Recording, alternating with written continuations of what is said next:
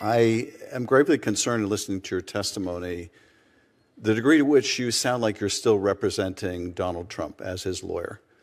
Your criticism of the department, for example, filing a superseding indictment in the January 6th prosecution after a Supreme Court case so that the indictment would conform with that opinion, is the kind of objection I would expect to hear from a criminal defense lawyer, not the kind of statement I would expect to hear from a deputy attorney general. Now, Ms. Bondi, as Attorney General, one of her first acts, established the Orwellian-sounding weaponization working group. In her memo, it says that the work of this weaponization group will be supported by the Office of the Deputy Attorney General, that is, the office that you will occupy. Would you agree that it would be a blatant conflict of interest as his criminal defense lawyer, as someone who has a continuing legal obligation to him as a former client, for you to participate in any of the work of that group as it pertains to the January 6th case that you represented him, or the Mar-a-Lago case where you represent him, or Alvin Bragg's office where you represent him? You would agree that that would be a very blatant conflict of interest? I don't necessarily agree with that. There will be a conflict of interest potentially, but I quibble with the word blatant. And it depends on, I mean, take out the word blatant. Oh, wow.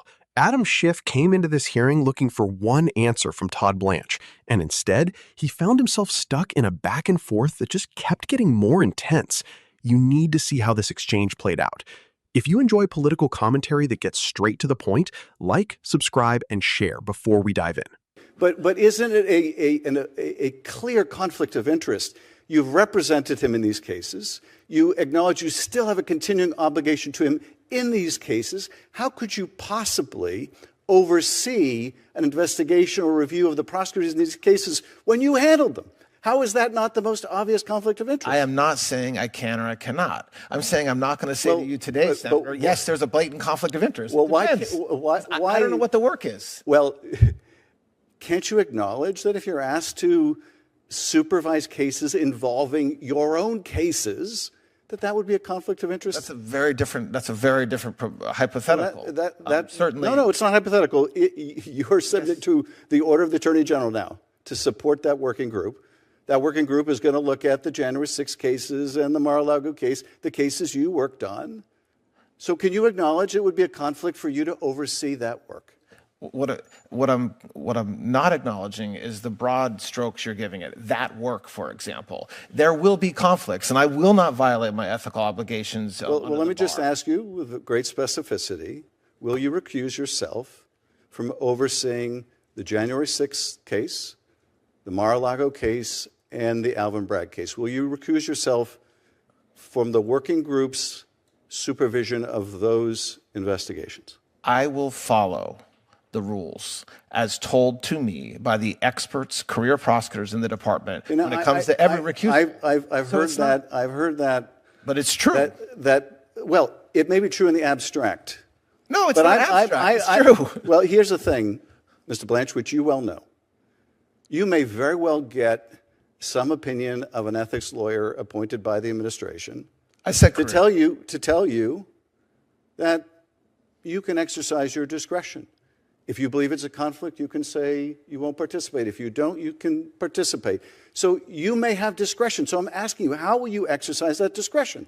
Will you recuse yourself from overseeing an investigation into matters where you were his lawyer? That shouldn't be hard. You just gave a purely hypothetical because the this is not hypothetical. This is in black and white.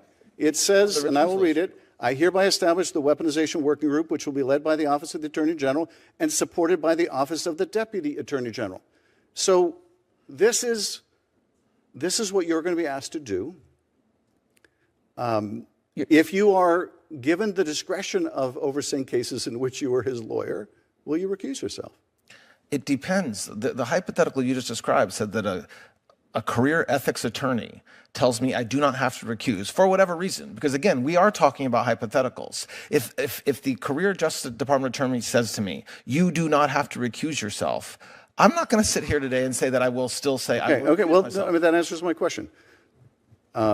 you don't think it's a conflict of interest sufficient that you would sitting here today, tell me That's that not you what I were. said. Yeah, no, I not get, what I said. I get it. I find it remarkable where we are. Well, you're restating something I didn't say, Senator. No, I find it remarkable that you feel there's any world in which you could somehow participate in an investigation of people where you represented the president in that same investigation. I didn't say that. Well, if you're not willing to commit to recusal, so that means you're willing to entertain supervising that work. I said I would follow the law. No, I'm not sure. I'm not sure what. Mr. Blanchard, I understand everybody's going to say generically they'll follow the law.